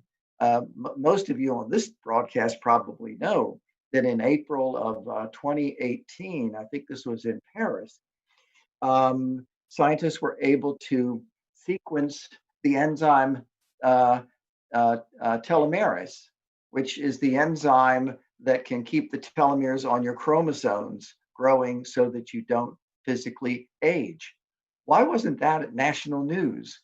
Why aren't there thousands of young people saying, our job in the future is we want to be, biologists or biotech folks, so we can take that fact that we've just sequenced this incredible enzyme and allow people to live, if not forever, at least long lives, to cure, incredible disease, terribly diseases. My mom is suffering from sort of mild dementia. I know where that's going, and it's tragic. And yet we haven't had for 2 decades, we haven't had any new things going on the market for dementia.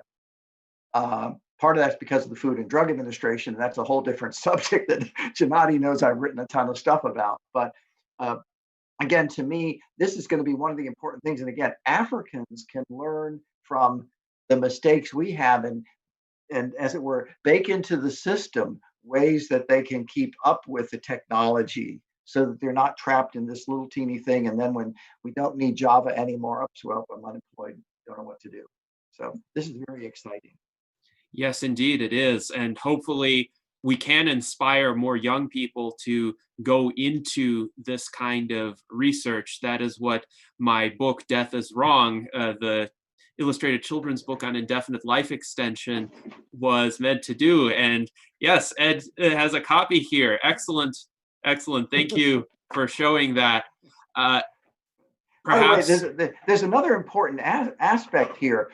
We've seen in the last couple of decades, for example, people from India and Pakistan, who, of course, were under the British Raj, and you can say there were bad parts of that. Okay, fine. The good parts is that they learned English. That was the language that unified the subcontinent, and they had some notion of the sort of Western way of the science and education. And so now, when you look at this country, you see disproportionately people from that background and culture are doing tech stuff. And so wouldn't it be great if the next group that we say, wow, it looks like everybody who is doing X are Africans. So I sort of look at what happened with people from the subcontinent and what they have done with their culture, and I think, well, guess what? We're on the ground floor to do that now in Africa. Yes, absolutely. And with all of the comments that have been made about how many Africans are not tainted by the cynicism that many people in the Western world have toward technology, there's a real hope that African populations can contribute to the next generations of great technological breakthroughs. Indeed, the attitude that I am observing when I communicate with a lot of Africans is very similar to what existed in Europe during the 18th century Age of Enlightenment, when entire European societies were coming out of centuries of strife and religious dogmatism and authoritarian governments, and yet there was this renewed emphasis on reason and science and the application of the human mind to solve problems. And we've seen some strides made in Africa over the past 2 decades. Average life expectancy in the African continent exceeded 60 years for the first time in the mid-2010s. Now it's around 62 as of 2018. But that is remarkable progress compared to where it was in the year 2000. And likewise, with the example of Rwanda, Rwanda went from having a really horrific genocide in the mid-1990s to essentially having one of the cleanest, most technologically advanced, most prosperous cities in Africa today, which is Kigali. So there is significant progress, and I think it's due to the motivation that Africans have to embrace technology to try to get ahead instead of imbibing a lot of this postmodern reactionary ideology against technology that seems to have permeated aspects of the Western world. By the way, just a quick point to make here is that when you mentioned Rwanda, I mentioned the Index of Economic Freedom that looks at 47 sub-Saharan African countries, which account for about 1 billion people. And the sad news is that most of them are mostly unfree or repressed. Good news, there are 2 of them that are mostly free, and that's Mauritius and Rwanda. And so the progress there, I just want to underline that it's not just a matter of you think it is. There's the proof right there, right here in the numbers. Yes, indeed. And that speaks to the importance of paying attention to these freedom indicators. They could be leading indicators to essentially future technological and economic development in these countries. Now, some comments have already been made with regard to the role of AI in healthcare. For instance, Dan pointed out how this could lead to a refocusing of the efforts of human doctors toward tasks where they actually can yield more benefit to patients. And I know, Edward, you wanted to talk a bit about your thoughts in that realm as well. Yeah, just to make a few comments. As I say, education, I think, is the most important thing. But in healthcare, this is another area where African country can perhaps leapfrog the Western countries, and that is to understand that with this exponential technology, you don't necessarily need many brick and mortar hospitals in the traditional way we have in the West. They're, by the way, tend to be very inefficient. They have duplicative, technology and all that. Well, there's one down the road has that too, and it's only being used 20% of the time, and they're very costly and so forth. So, you can get into the numbers here. The area where in the short term we have the most promise is diagnostics. And that's because, again, everyone who has a smartphone, which is pretty much everybody now, right? You can basically not just, Gennady and I can not just, see how fast we run and for how many minutes and how many calories we burn and all these cool tech stuff. So we can win one of these cool things, right? It's not just that. You have an ECG on I think it's the iPhone now. You're developing wearable diagnostics. The Aura Ring, for example, right now monitors sleep, but you have wearable diagnostics developing that you can put on like a vest, and it can do all the diagnostics. So instead of, like, my poor mom had to go into a one of these body scan things, that she was in there for an hour, and it was terrible. Just put on one of these things and it does it for you. Something I've written about and spoken about in years past is the lab on a chip, which is something that is very useful in Africa, where you take a little bit of blood or something, you put it on a chip that's a diagnostic chip that does a number of tests, and then if you're hooked up to Wi-Fi, it goes to a clinic or a hospital that diagnoses it. These are just a few items, and I could go down a whole lot more, but the point is, it can have a lot of cost savings. And I recommend everyone on this call has probably already read Peter Diamandis and Stephen Kotler's The Future is Faster Than You Think. If you haven't, you should go out and buy it immediately, or get the audio version and listen to it when you're jogging, like I do, whatever. But the point is, it goes into detail about these kinds of technologies that the Africans can use as they develop their healthcare systems into actual healthcare systems as opposed to sick care systems, and do it for much less cost than we do in this country. So again, that's just kind of the broad view, but I think that there's really an incredible opportunity here in countries that really need it, that they can do it cheaper, faster, so to speak. Yes, indeed. And I do think it would be a great boon to not just Africans, but even people in the United States, to be able to have these readily available blood test results at will, essentially. Even today, someone in the United States has to go to a clinic to get their blood drawn, and sometimes pay hundreds of dollars or tens of dollars, depending on what their health insurance will cover. And that is an obstacle to getting up-to-date diagnostic information about vital statistics. Imagine if you could have your regular annual blood tests on a weekly basis, and then you would be able to keep ahead of any problematic trends. And certainly with African populations, that could help increase their life expectancies even further if they could take early interventions. Right. By the way, just to cap this discussion, of course, the cost of sequencing a human-sized genome went from $100 million in 2001 to $10 million in 2007 to about $1,000 and going down today. With the sensors and technology, we could probably in the future, certainly in the United States, and again, we'll be the beta users, and then when it gets to Africa, maybe you can basically have a system where, because they know my genome personally, and they know all of my things, and I've got an Aura Ring on, a futuristic version and all, if I'm about to have a heart attack, the medics can be at my door even before I know that it's coming. Mm-hmm. That's literally what we're talking about, because it's individualized treatment. Aristotle, my favorite philosopher, wrote about how, medicine is about the individual. It's not about the group. We have general principles we can talk about, but it's you sitting there in front of me. That's what the doctor cures.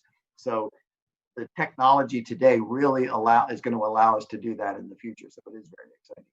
Yes, that is quite promising. Now, there has been pointed out another dimension of this set of issues in the chat by Mike DeVerde, and he spoke about the necessity of surge capacity for pandemics. And of course, the US Transhumanist Party does support extensive and widespread hospital construction. I've spoken about this in the Future of Africa conference as well, where I pointed out there is an opportunity for African healthcare infrastructure to be greatly improved by the leveraging of rapid hospital construction techniques. I'm wondering, what could be the role of artificial intelligence in that mix and helping better respond to pandemics, triage patients, provide hospital designs that are capable of better separating the COVID-19 patients from all the other patients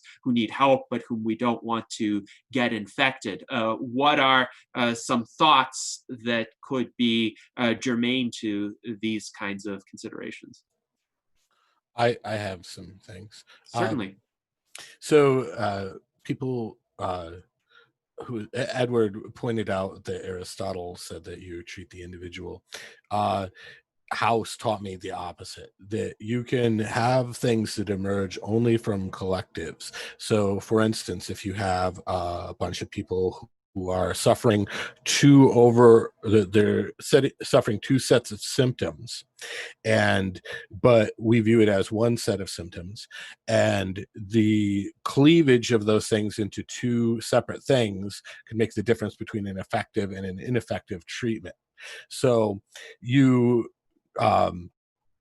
AI will be able to augment simple heuristic diagnosis by applying fault detection sort of technology. So some like House would, where you would say, this treatment should be effective because this person appears to be suffering this one overarching malady, and they're not. They're really suffering two other maladies. Or for instance, in another example of the utility of AI in broadly distributed things like diagnostics on handheld devices, in the Western world we have a kind of pyramidal structure where there are a fair number of academic scientists in medicine who are looking to classify novel problems. And so with some frequency, we send people away to do this in Africa.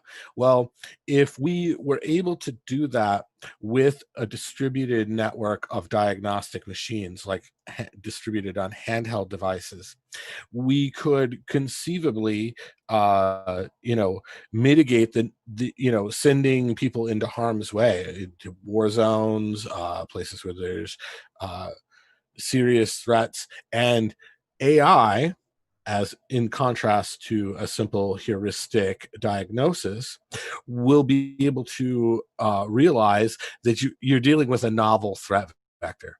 So even though it may perfectly share the exact same symptoms with some other, pathology, it may be novel. And the biodiversity of Africa and complications related to infrastructural issues tend to cause these issues to proliferate.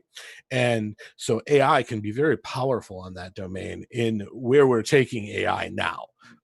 You can call whatever you'd like AI practically. So there's that. By the way, Correy, I agree with you. I don't think there's any disagreement whatsoever. Part of what I see with diagnostics is exactly that. Is AI. We want to talk about the IBM Watson, for example, right? And what it's been doing with the MRIs and so forth. This is exactly what we do. So we have all of this data, and as I say, if I'm hooked up to a database, I as an individual, it will know, well, Ed has this ailment and that ailment, but he doesn't have this other thing, and we know the correlation is 78% for this sort of thing, and da, da, da, da.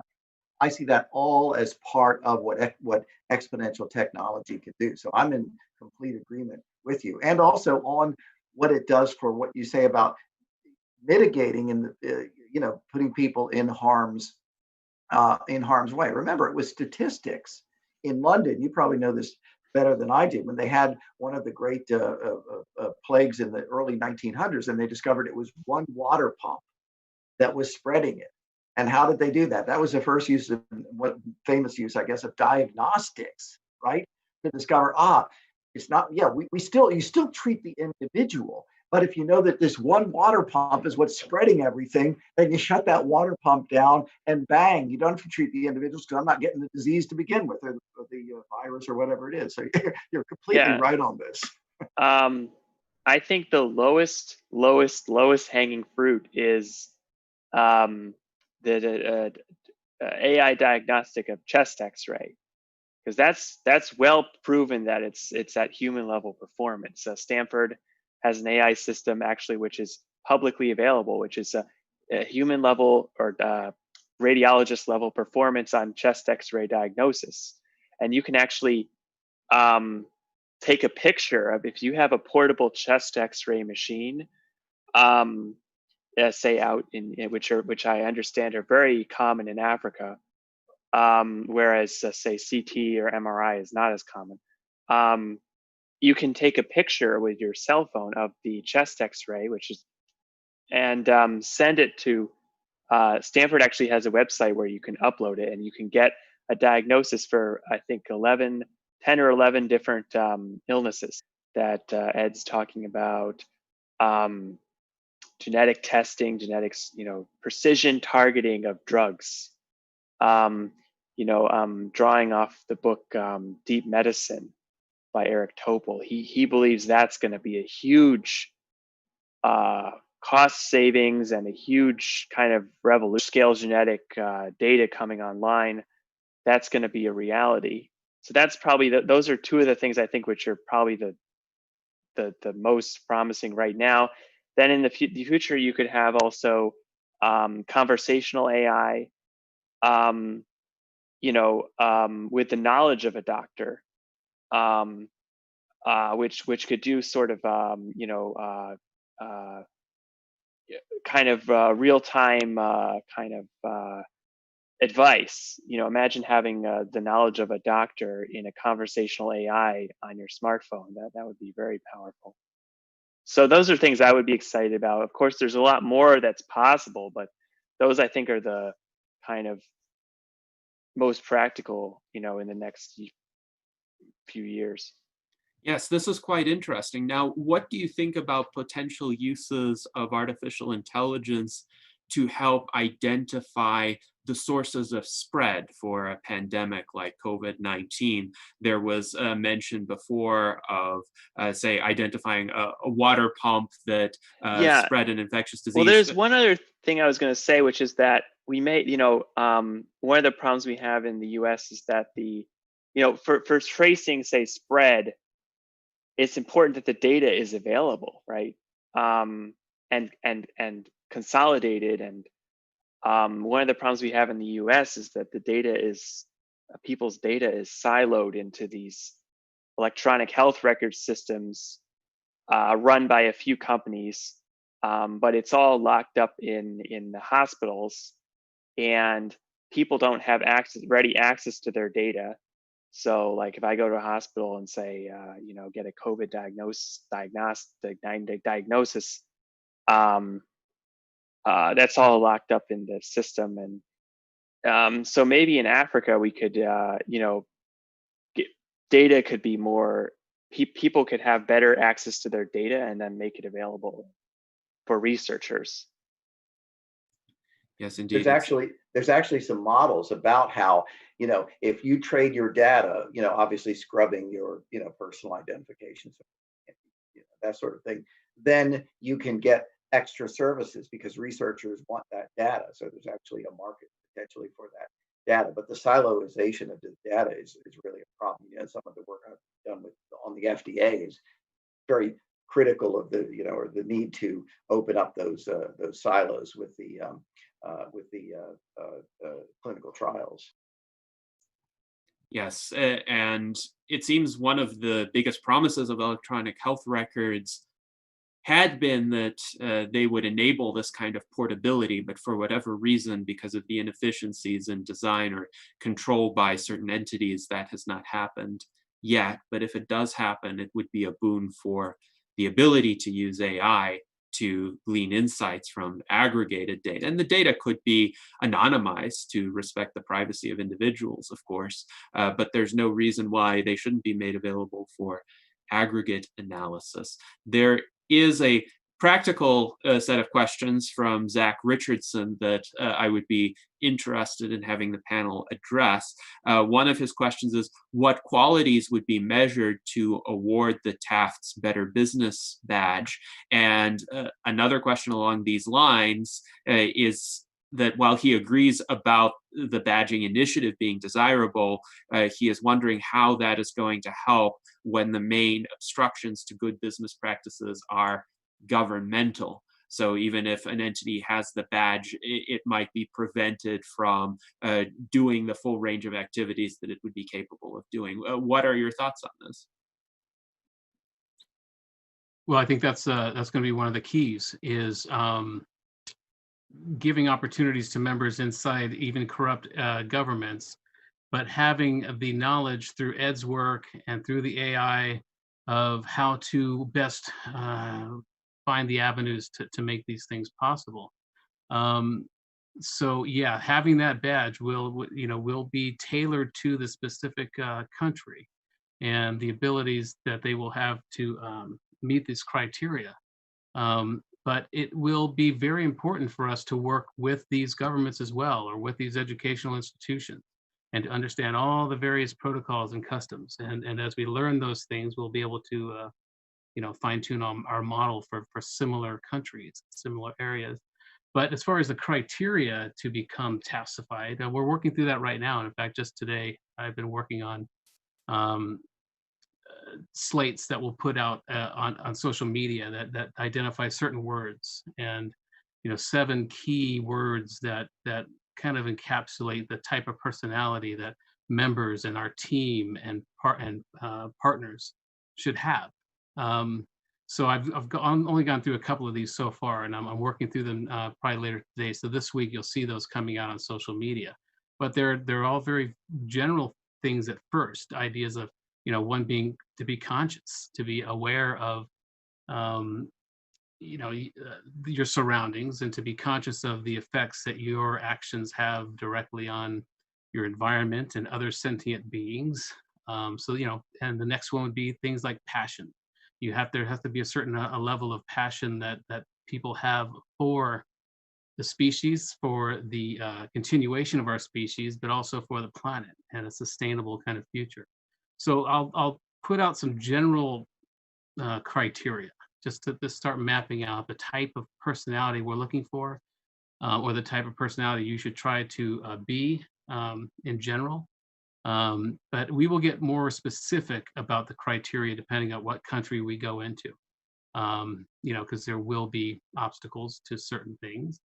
But that's all going to be part of this learning process in the next 6 months. But there will be just some general categories, criteria that members, partners, and our team will have to meet and continue and on an ongoing basis, and benchmarks to prove that these are still relevant characteristics.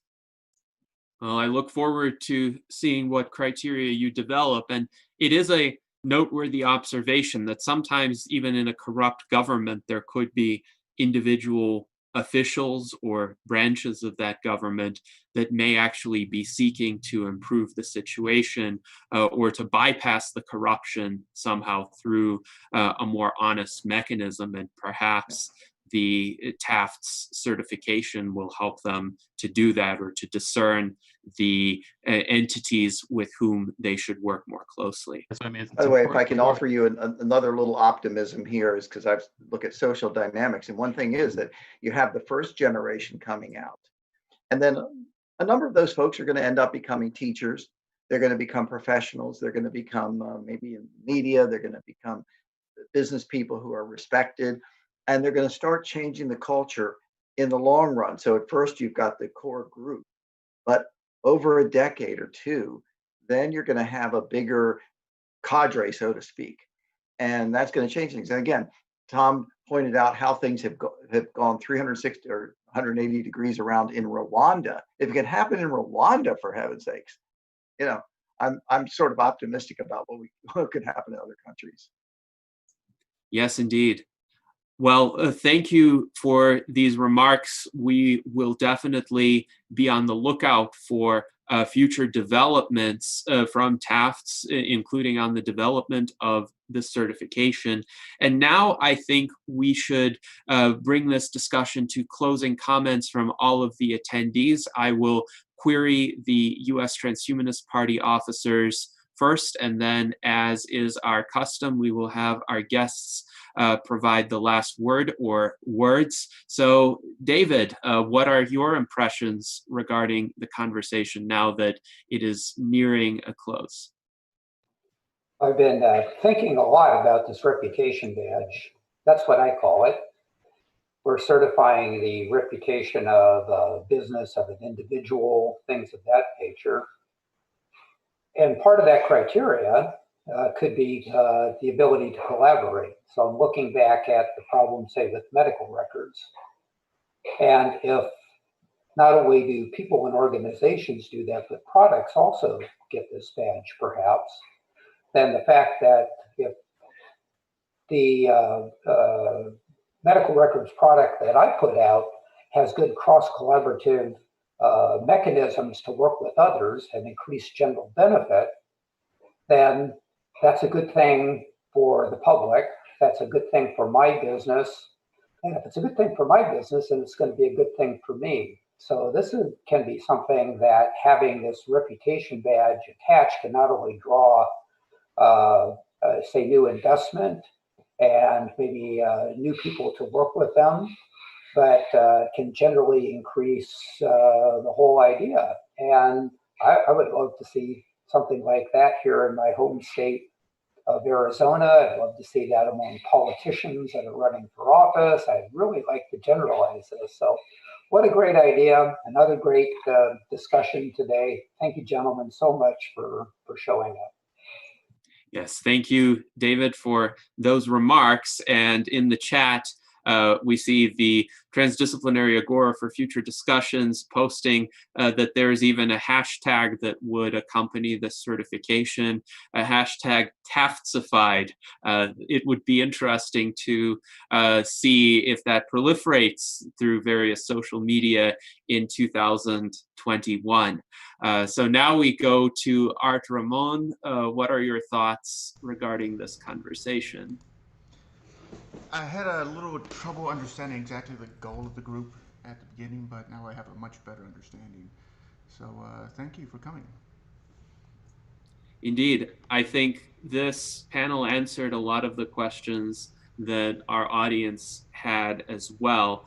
So it was a very productive way to get new thinkers introduced to TAFFDs and its work, and also for those of us who have been more familiar with the organization to find out about its future directions. Now, TAFFDs is relatively recent. I believe it was formed in 2018 by Osanakachi Kalu, and Osanakachi has this impressive skill set of bringing together highly talented people and creating opportunities for interaction that would not have otherwise occurred, and doing that in a manner that spans continents and realms of human endeavor. I think he is definitely the motive force, sometimes behind the scenes, but his influence is very clearly discernible in everything that TAFFDs does. So I'm very pleased that he has found a way to connect with the transhumanist movement as well. So now let's go to Dan Elton. What are your concluding thoughts for this conversation? Well, I don't have much more to add, but I think that we had a good discussion of AI. I actually completely support kind of optimism about AI, because I do think that the culture we live in here in the US is mostly techno-pessimistic. And so I think, the kind of discussions we're having here that are more optimistic in nature are really important. And I think I'm really excited to see what happens with TAFFDs. The web properties of the group are actually quite impressively built out. And I think with the new leadership here and the plan, it's going to take off. So yeah, very, very exciting stuff. Yes, indeed. And the techno-optimistic aspect of this discourse is highly encouraging. I would echo that as well. Now, let's see if John Carrots is able to make any comments regarding this conversation. Yeah, I'm here. I just wanted to go back to where we talked about jobs and AI and humans. And I like the fact somebody brought up caregiving, but wanted to say that it gives people a chance for actually humans to be more humans. It could give them a chance to do the jobs that are truly human jobs. Although I think there's some resistance to people wanting to be retrained and to do different things. And I think sometimes some people do like doing the mundane jobs that are best used for automation. I think, though, this does give a great chance for humans to actually be more human and to specialize on what it is that makes us actually human and not being a cog in someone else's machine. So those were my thoughts. Yes, indeed. And hopefully the initiatives that TAFFD puts forward not only to creatively apply artificial intelligence, but help people in African countries and elsewhere in the world discover their true talents that could be of broader relevance to humanity, will indeed bring out the more human attributes in a way that could be harnessed for wider human benefit. So thank you for those remarks, John. And now we have our guests, and I will leave it to the three of you as to who would like to go first with your concluding remarks with regard to this conversation, your impressions of it, or any further thoughts that you might have. Correy, why don't you go first, and why don't we leave Tom, who's our leader, to go last? That sounds good to me. So Correy, please proceed. Oh yeah.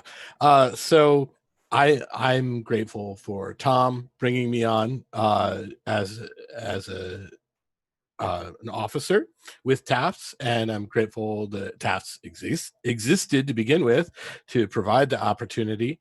And I'm also grateful to Gennady and the support staff here today that allowed us to have this discussion. And I'd like to thank the people on the panel for contributing new thoughts about the topics that we're concerned with. And I am patiently realistic about my expectations, and I think that the tendency to to immediately push our qualia into discrete values is probably a mistake. I think that the things that we will have discovered we managed to do a year from now will far exceed some of our expectations at this point, and will fall far from some of our expectations that we put forward here today. And but the entire enterprise, because it's in the right direction, will be fruitful to all parties. And I'm just grateful for the opportunity to be able to try and bring an entire new continent of ideas into the fold of planetary thought. And I think that as long as we're all very careful not to repeat some of our, colonial behaviors, that we can bear fruit that we never knew that we had, or that we never knew that the world could produce. Yes, indeed. Okay. Thank you.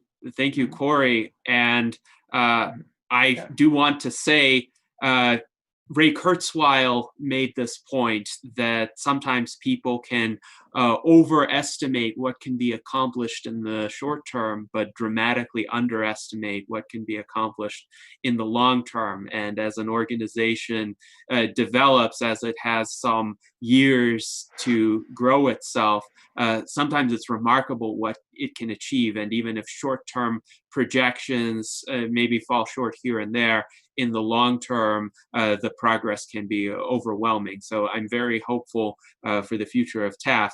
And before we go to Edward, James Connolly asks a question that perhaps both you, Edward, and Tom could address in your remarks, and that is how can, quote, normal folks help with the initiatives that have been discussed. So Edward, please proceed. Okay, well, actually, Tom, that's a good question for us as an organization. How can normal people, meaning people who don't do this for a living, every day, contribute? And I will let you take that one. I will echo, of course, what Correy said. I want to thank Gennady and the Transhumanist Party for providing this forum, and I want to thank Tom for bringing me on, because, as I say, I've been interested in Africa for many decades, and now I get to do something that's not just high theory, but it's kind of let's help on the ground, and that's kind of where I'd like to be right now. Correy, your point about what we're going to know in the future. I always remember that Henry Ford had two companies that failed before he did Ford Motor. Steve Jobs got kicked out of his job, and then came back and succeeded. And Thomas Edison experimented with something like 6,000 filaments before he got the right one. He said, I didn't fail. I succeeded in discovering this one didn't work. So, and F.A. Hayek, one of my heroes, of course, talked about the importance of how knowledge develops through experimentation in organizations as well. And a friend of mine, a colleague right here, just wrote a book on business, analyzing and looking at which businesses sort of looked in the long term, experimented, always kept knowledge coming into the company, and in the long term succeeded. Amazon would often not make its earnings, projections, but the investors kept with Amazon because they were looking at the long term. And we know what happened with Amazon. It's pretty much succeeded very, very well. But I think we're going to see a lot of benefits in the short term as well, just because of the excitement I've seen in, among our African friends and colleagues. And so they're looking for opportunities, and we're helping to provide that. And so I want to thank all of you who've been involved. By the way, you can always contact me through Facebook and through other ways. I'm out there on LinkedIn and so forth. And I'm going to turn it over to Tom and thank Tom for bringing us on board. Thanks, All right. Ed. Tom, please proceed. Yeah, in closing, I think picking up on what Ed just said about experimentation, creates knowledge, and these interviews, these opportunities you've given us help us figure out what it is we're doing. It helps us fine tune the story and the narrative that we're working on, and the questions that come in are as important as the strategies we're coming up with, because they tell us where the need is. And so although we're just starting out here and we're kind of just getting our feet wet early on, coming on and talking about it is so important to this process. And I want to bring up another thing in that, a month ago I started this, and we've been strategizing and meeting and talking and communicating and figuring out, the mechanisms of this thing. And a couple weeks ago, Ed participated in a Tacadia session where he taught some African citizens a segment that was very useful, and he had great feedback on his information. But the one thing that I didn't expect that Oak reported back to me was that these African citizens who participated in that were not just excited about the information that Ed imparted, they were hopeful because suddenly people were taking them seriously. And I forgot about that part of things, that what we're doing is not just, trying to create some NGO that will help technologists and futurists. This is giving very capable, very tech savvy young population a sense of hope. There's an attention on them that they will rise to. And that's the X factor I didn't really expect. And it just gave me so much more drive to make this thing happen. And so to James's question about, what can normal people do, as if there's anybody normal anymore, especially James, that what you can do right now is sign on. We're going to be taking on members right now, and then later we'll parse them out and collate them in different ways. But right now we just want people in. We want names. We want ideas to build up the directory. But more so than that, just pay attention to the youth in Africa. Reach out to different groups and the people that are a lot of African citizens that are on my page and just through TAFFD, just pay attention. This is really where the potential is for humanity. I love the fact that, the origin of humanity is now its future, and that's real because it's 19-year-old median age, the youngest population on Earth that are techno-optimistic, they're tech savvy, they're hungry, they're eager, they don't have the cynicism that we all have about it. And there's just so much potential there and equal amounts of challenges too. So, and that's what excites me, is the potential and the challenge. And I think more than anything, what normal people do, especially here in America or in the West or developed countries, is to pay attention to Africa. That's really where we'll find a lot of hope for us and give a lot of hope for them that will inspire them to do what we need them to do. And that's really just fix the future. Yes, indeed.